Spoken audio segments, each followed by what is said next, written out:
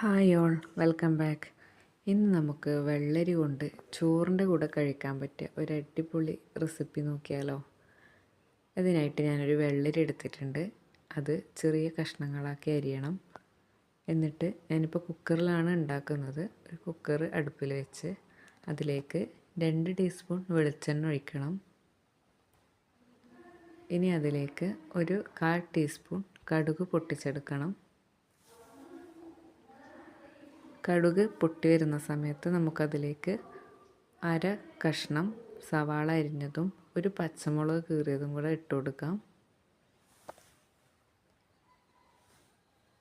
അതിൻ്റെ കൂടെ തന്നെ നമ്മൾ അരിഞ്ഞു വെച്ച വെള്ളരിക്ക കൂടി ചേർത്ത് കൊടുക്കാം.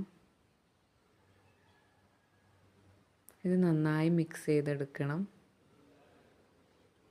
അതിലേക്ക് ആവശ്യമായിട്ടുള്ള പൊടികൾ ചേർത്ത് കൊടുക്കാം.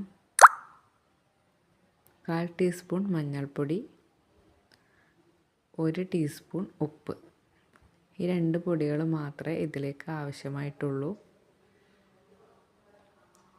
വളരെ സിമ്പിളായിട്ട് നമുക്ക് പെട്ടെന്ന് ചോറിൻ്റെ കൂടെ ഉണ്ടാക്കി കഴിക്കാൻ പറ്റിയ ഒരു റെസിപ്പിയാണ്. ഇനി അതിലേക്ക് 1/2 ഗ്ലാസ് വെള്ളം ചേർത്ത് കൊടുക്കാം. വെള്ളം അധികമായി പോകരുത്, കാരണം വെള്ളരി വേവുമ്പോൾ അതിൽ നിന്നും വെള്ളം വരും. ഇനി നമുക്ക് കുക്കറിൽ അടച്ച് വെച്ച് 3 വിസിൽ വരെ വരുത്തി വേവിച്ചെടുക്കാം. ഇതിപ്പോൾ ഇതാ വെന്ത് വന്നിട്ടുണ്ട്. ഇങ്ങനെ ആയിരിക്കണം ഉണ്ടാവുക. പിന്നെ ഇനി അതിലേക്ക് നമുക്ക് ഒരു 1/2 കപ്പ് തേങ്ങ ചേർത്ത് കൊടുക്കാം. അപ്പോൾ നമ്മുടെ റെസിപ്പിയുടെ റെഡിയായി കഴിഞ്ഞു. വളരെ ഈസി അല്ലേ, പെട്ടെന്നുണ്ടാക്കാം. ഇനി അത് നല്ലവണ്ണം ഒന്ന് ഹൈ ഫ്ലെയിമിൽ വെച്ച് നന്നായിട്ട് വഴറ്റിയെടുക്കണം.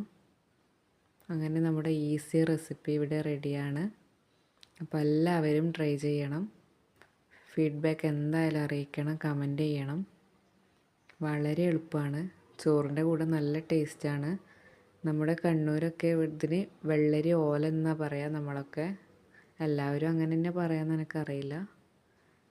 ഞങ്ങളിവിടെ വെള്ളരി ഓല എന്നാണ് പറയുക. അപ്പോൾ എല്ലാവരും ഉണ്ടാക്കി നോക്കണം. കമൻറ്റ് ചെയ്യണം അഭിപ്രായം, ലൈക്ക് ചെയ്യണം, സബ്സ്ക്രൈബ് ചെയ്യണം. Thank you.